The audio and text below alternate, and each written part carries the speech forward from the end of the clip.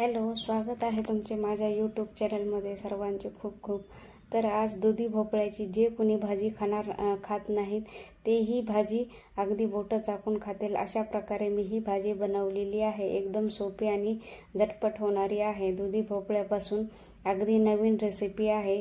तुम्ही पण ही एकदा नक्की ट्राय करून बघा आणि व्हिडिओ हा शेवटपर्यंत नक्की बघा, स्किप न करता. आणि दुधी भोपळा खायला खूप चांगला असतो, आपल्या शरीराला खूप पौष्टिक असतो आणि प्रत्येकाने खायलाच पाहिजे. चला तर मग आता मी तुम्हाला रेसिपी सांगणार आहे. व्हिडिओ हा शेवटपर्यंत नक्की बघा. इथे गॅसवर मी तवा गरम करायला ठेवला आहे. आधी सर्वात पहिले आपल्याला मसाले भाजून घ्यायचे आहेत. एक कांदा छान बारीक कट करून आपल्याला लालसर होईपर्यंत भाजून घ्यायचा आहे. त्यानंतर एक टोमॅटो लागणार आहे. टोमॅटो पण आपल्याला छान असं परतून घ्यायचं आहे. आणि त्यानंतर आलं व लसूण आपल्याला यामध्ये घालायचं आहे. आणि कोथिंबिरीच्या बारीक काड्याही मी घातलेल्या आहेत.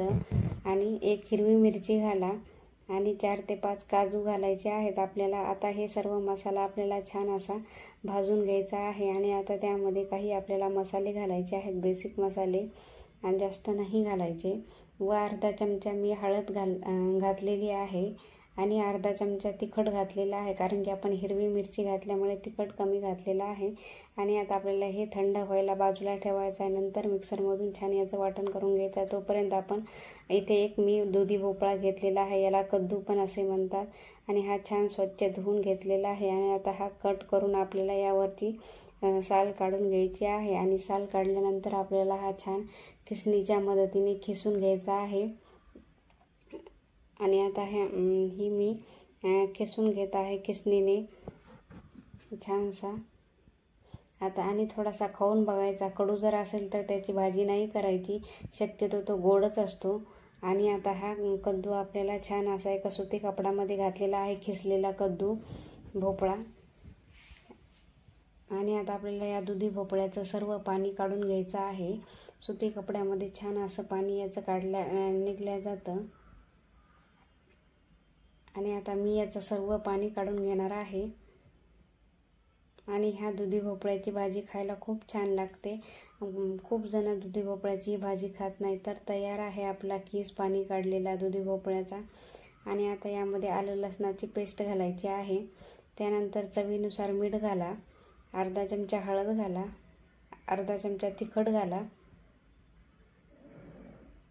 आणि आपल्याला यामध्ये जिरे पावडरही घालायचं आहे थोडंसं.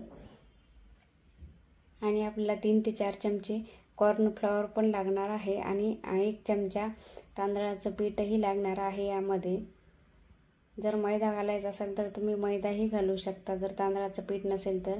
आणि आता यामध्ये आपल्याला बेसनही घालायचं आहे, 1 ते 2 चमचे.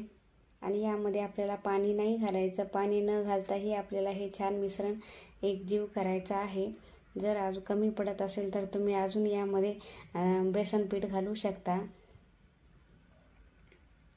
त्यामध्ये मी थोडंसं वरतून अर्ध घातलेलं आहे. मला 1.5 चमचा बेसन पीठ लागलेलं आहे. बेसन पीठ, कॉर्नफ्लॉवर आणि तांदळाचं पीठ घातलेलं आहे. आता हे मिश्रण मी छान केलेलं आहे, पाणी न घालता छान असं तिंबून घेतलेलं आहे.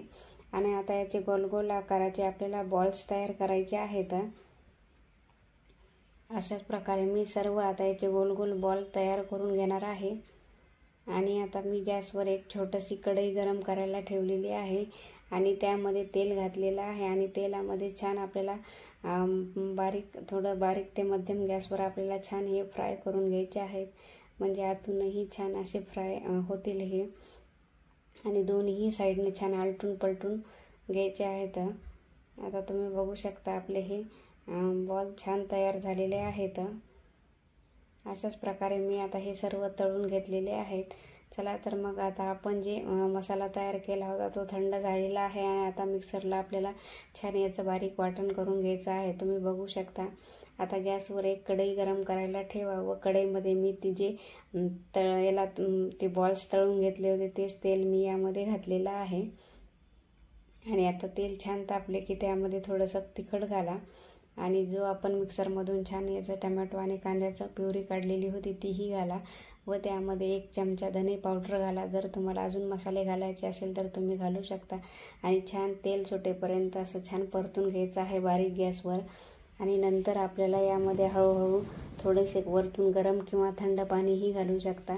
आणि जशी ग्रेव्ही तुम्हाला घट्ट किंवा पातळ हवी त्यानुसार तुम्ही यामध्ये पाणी घालू शकता. व चवीनुसार मीठ घाला व वरतून कोथिंबीर घाला. आणि मग आपल्याला यामध्ये जेवायच्या वेळेला मग आपण जे दुधी भोपळ्याचे बॉल्स तयार केले होते ते घालायचे आहेत.